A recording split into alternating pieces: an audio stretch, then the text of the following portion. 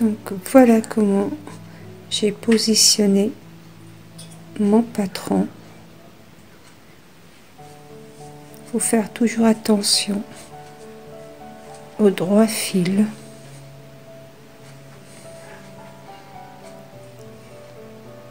Qui doit être en parallèle avec notre lisière.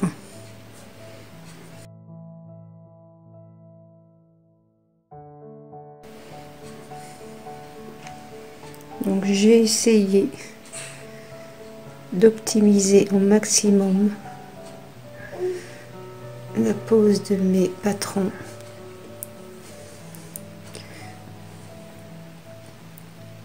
Parce que je manque un peu de tissu, au moins un quart, 25 cm. Mais comme c'est pour un petit garçon,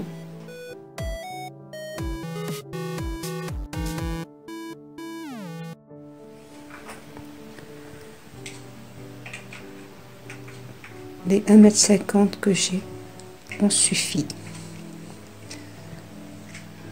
J'ai dû me reprendre à plusieurs fois pour pouvoir positionner mon patron. Voilà, parce qu'il faut toujours respecter le sens du fil.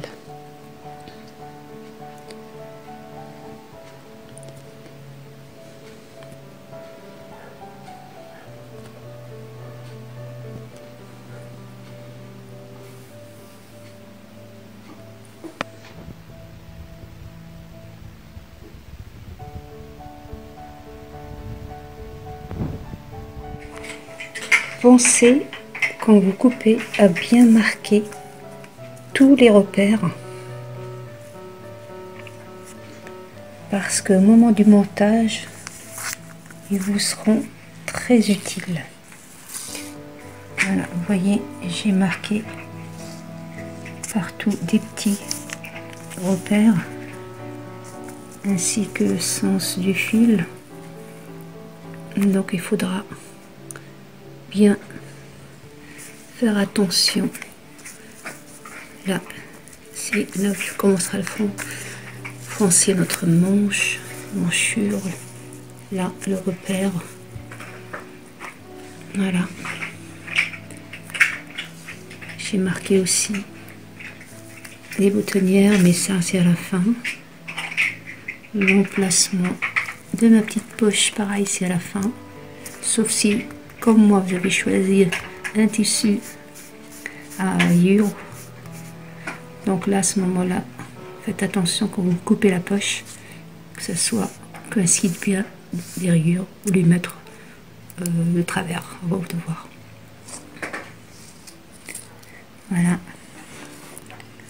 Donc, skillon bleu, c'est ce que je dois couper sur le tissu. Et skillon rose, c'est les parties à couper sur la doublure et la triplure aussi. Donc pour avoir un bel aspect, une belle tenue à la veste. Donc vous voyez là, skillon rose,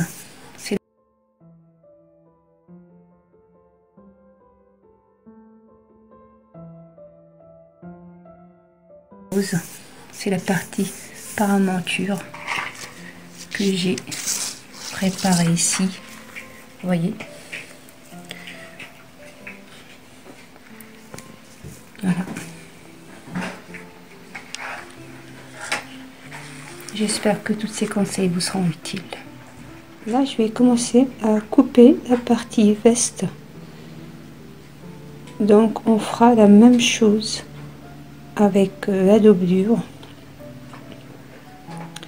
sauf pour la paramonture qui n'aura pas, parce que elle aura sa propre. Sinon, pour le dos, les deux manches et cette partie là de ma veste, faudra les couper dans la doublure. commencez par surfiler tous les contours de votre patron de telle façon, après quand on va enlever notre patron, on aura la même distance ici que de l'autre côté pour la couture. Donc il n'y aura pas de... Voilà. Mais si vous avez fait des feuilles pour calquer le dessin, le schéma, ben c'est encore mieux. Moi pour le moment, j'en ai pas sur moi. Donc je fais cette technique. Elle est plus pratique. Il suffira après de couper. Je vous montrerai comment j'ai fait. Je profite pour vous montrer que tout ce que j'ai coupé comme doublure, chaque pièce de la veste avec sa doublure. Voilà. À part le devant où la paramonture sera du même tissu, mais l'autre partie là sera en doublure. Voilà, j'ai faufilé mon patron.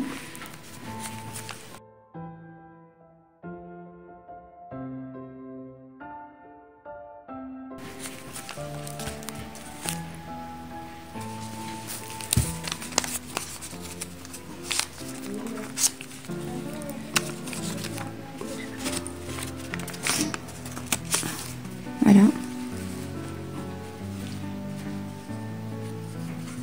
Une fois que je vais ouvrir,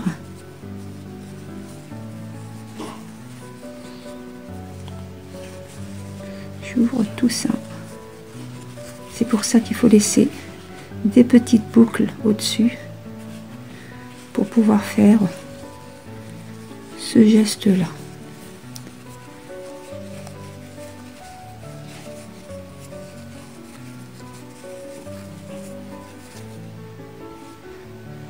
Il me suffira après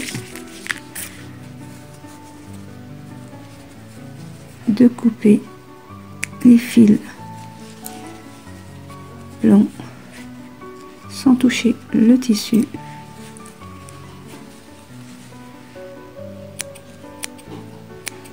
Bien sûr, n'oubliez pas de reporter tous les repères que vous aurez besoin après pour bien coudre votre pièce.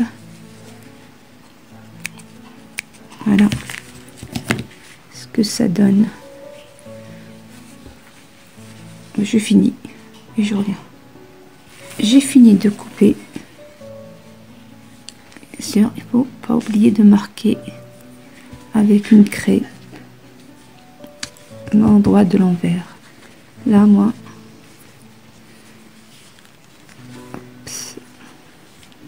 c'est ça mon endroit.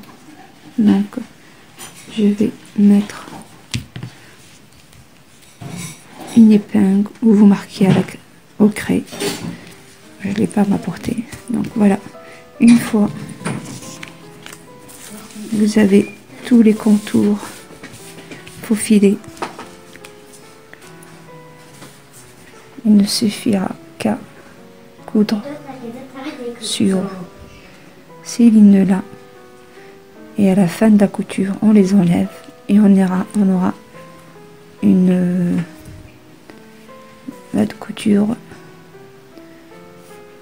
partout pareil. Je ferai ça avec tout le reste de mon patron, sans oublier de marquer tous les repères au ciseau. Vous faites une petite voilà, comme moi. Vous voyez, un petit repère. Comme ça, quand je vais coudre mes parties, j'aurai mes petits repères. Voilà. Faudra faire pareil pour la doublure, mais bon, c'est plus facile pour la doublure. Voilà. Là, pareil. N'oubliez pas de compter à chaque fois vos repères. Ça vous facilitera le montage de votre pièce. Et aussi, à la couture, c'est plus propre et plus... Parce que parfois, quand on coupe, on peut plus ou moins dépasser de quelques millimètres, qui peut parfois fausser le résultat. Alors qu'avec le faux filage de tous les contours, vous aurez un travail bien fait. Voilà, je fais tout ça et on se retrouve à la couture. Juste une petite remarque, un petit rappel. N'oubliez pas de thermocoller les pièces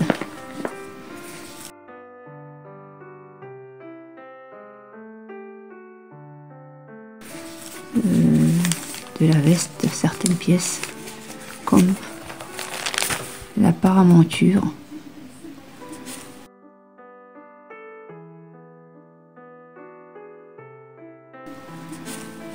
et le col que je dois avoir quelque part, oui, celui-là. Donc j'ai marqué moi sur mon patron pour ne pas oublier. Donc j'ai marqué aussi qu'il faut couper 2 fois.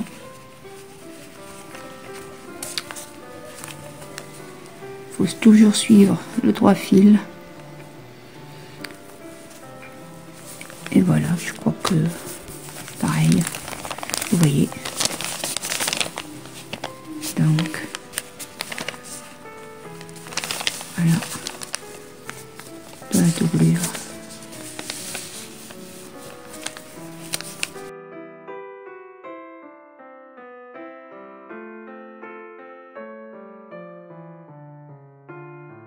J'ai marqué tous les contours.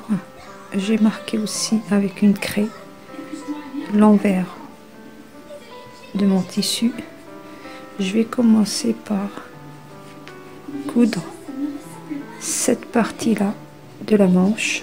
Ça c'est le dessous et ça c'est le dessus de la manche. Ça se retrouvera ça l'arrière de bras. Donc je couds d'abord cette partie là et après je coudrai ça. Voilà.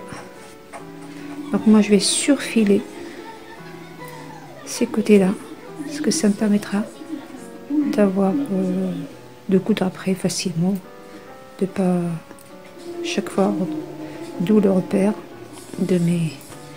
N'oubliez pas de coïncider toujours les repères. C'est du noir, on voit pas beaucoup, mais voilà.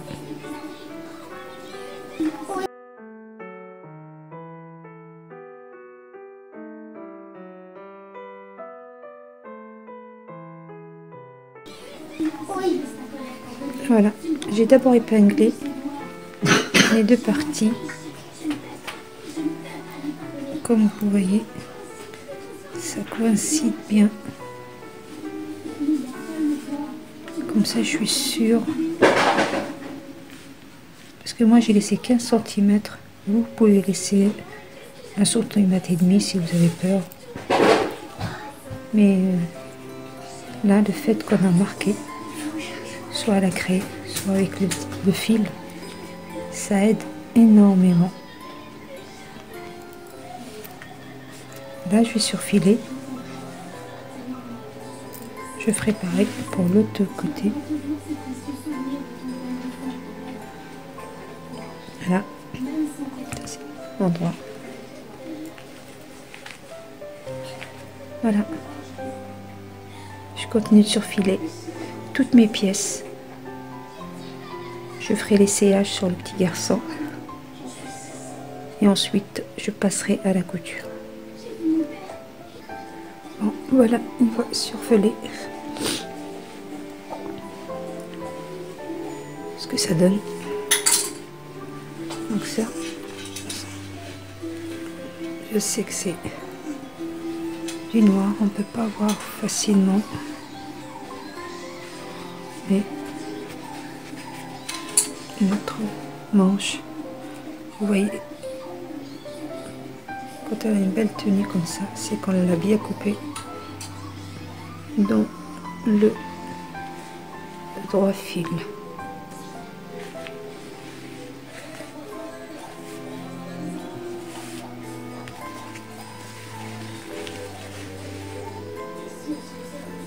Voilà, je fais pareil pour l'autre manche. Je surfile les autres parties que je vous montrerai à fur et à mesure.